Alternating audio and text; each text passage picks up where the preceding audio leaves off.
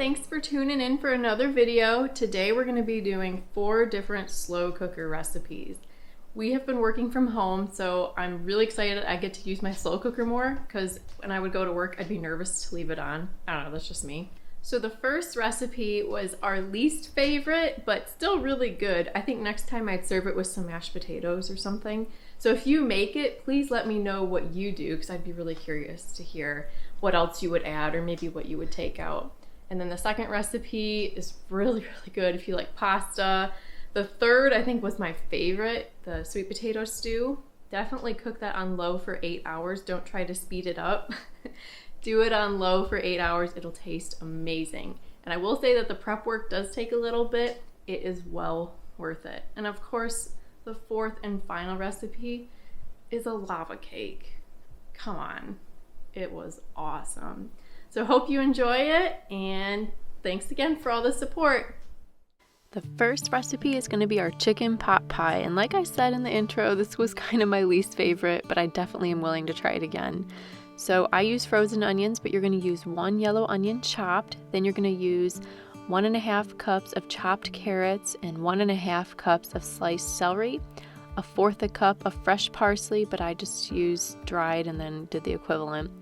Teaspoon of paprika, teaspoon of dried oregano, a teaspoon of salt, teaspoon of pepper, and that's pretty much it for the seasoning. Then you're gonna do a cup of chicken stock, and then 2 cans of cream of chicken soup, and it's gonna look really funky. Like, I was a little unsure when I started stirring it all up, but just trust the process, it's good. And the recipe calls for 1 to 3 boneless, skinless chicken breasts, which is about 2 pounds worth of chicken. Personally, I thought that was too much. I don't know, it just felt like too much chicken when I was shredding it. It was really overpowering. So I think next time I'll probably just do 1 chicken breast and see how that turns out. But yep, we're just gonna put the lid on and we're gonna cook it on low for 8 hours. Once those long 8 hours are up, you're gonna take your chicken out and you shred it however you like shredding it. I like to use a mixer, so I'll use a hand mixer or I use my KitchenAid mixer, and in this case I decided to use my KitchenAid mixer.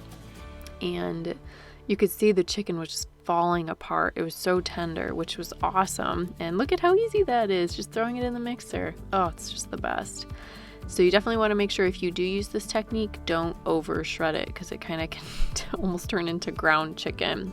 Also, I forgot to mention this, you want to pull the chicken out about a half hour before it's done cooking, so that would put it at about 7.5 hours of cook time.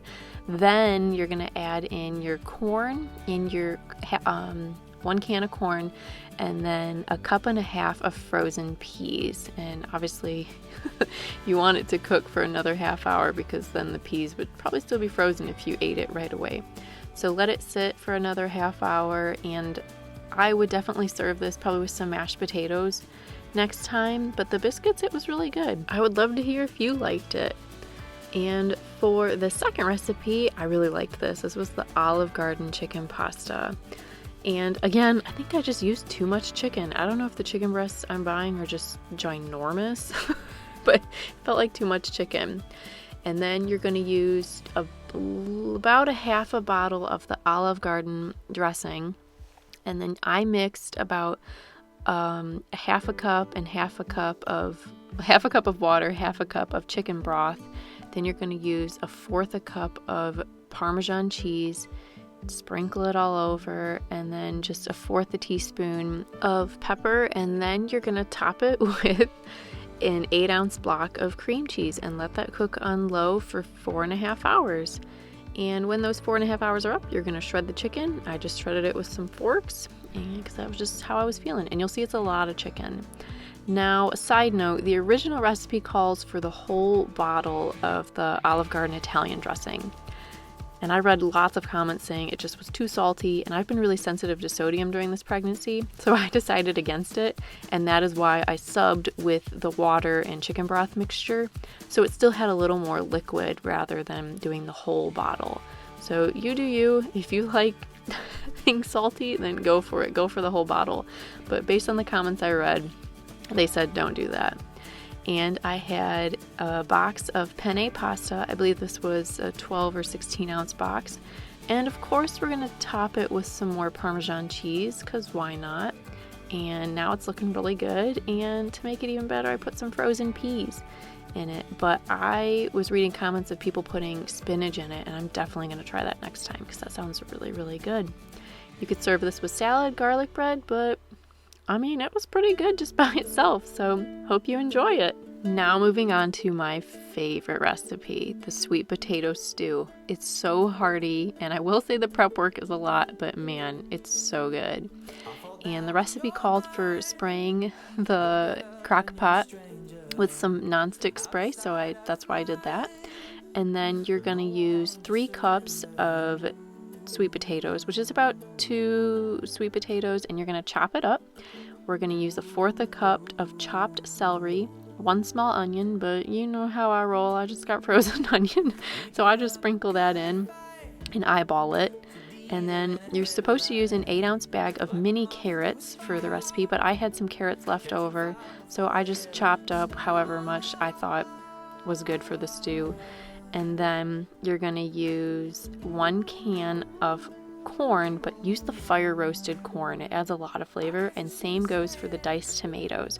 1 can of fire roasted diced tomatoes. It was amazing how much flavor it had, and it smelled really, really good. So once you chop all your veggies, and I mean, you could do this all ahead of time. I didn't do that. I'm not smart.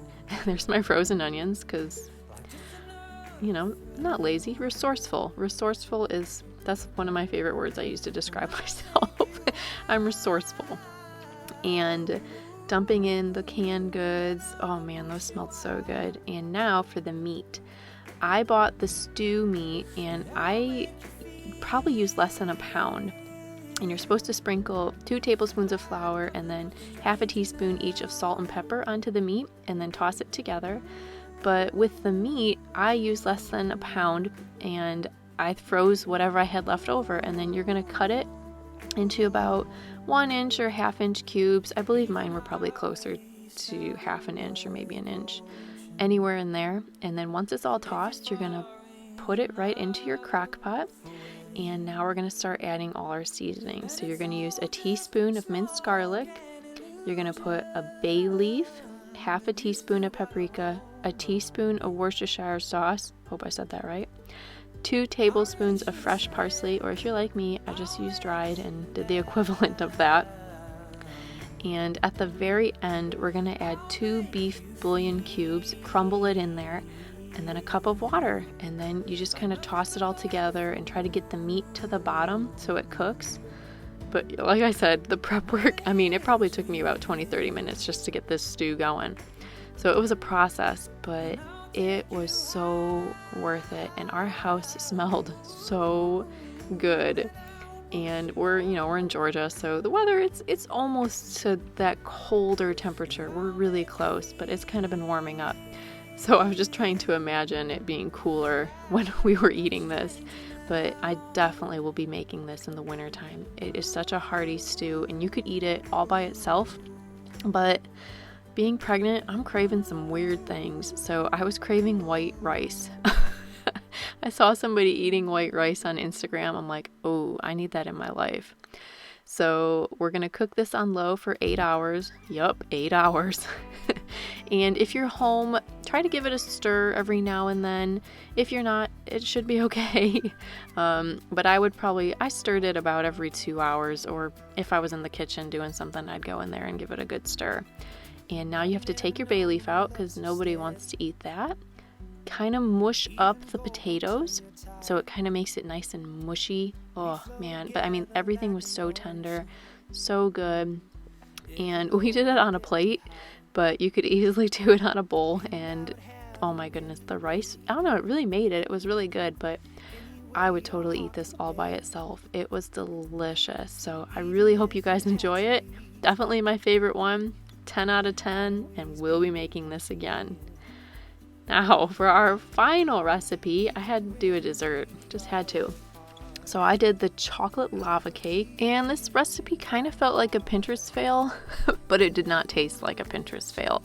You're gonna need a box of chocolate cake mix and a box of chocolate pudding mix, 1 1/4 cup of milk, 1/2 cup of vegetable oil, and 3 eggs, and then a teaspoon of vanilla.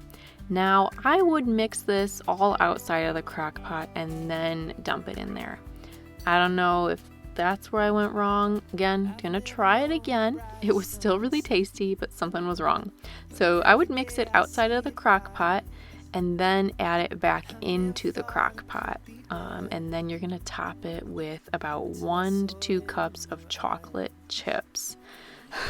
Yeah, it is definitely chocolatey. And the reason I say this was a Pinterest fail was because the chocolate chips on top did not fully melt.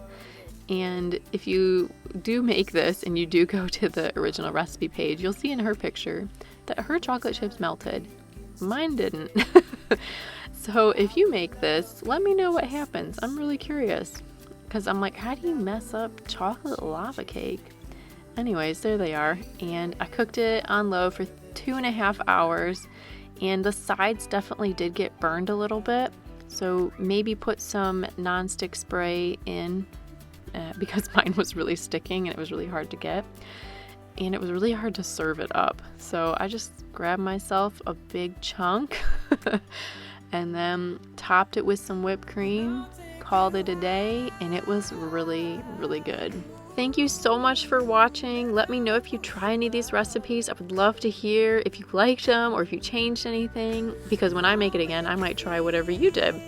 So please give the video a thumbs up if you enjoyed it, and subscribe so you don't miss out on future videos, and can't wait to see you in the next one. Bye.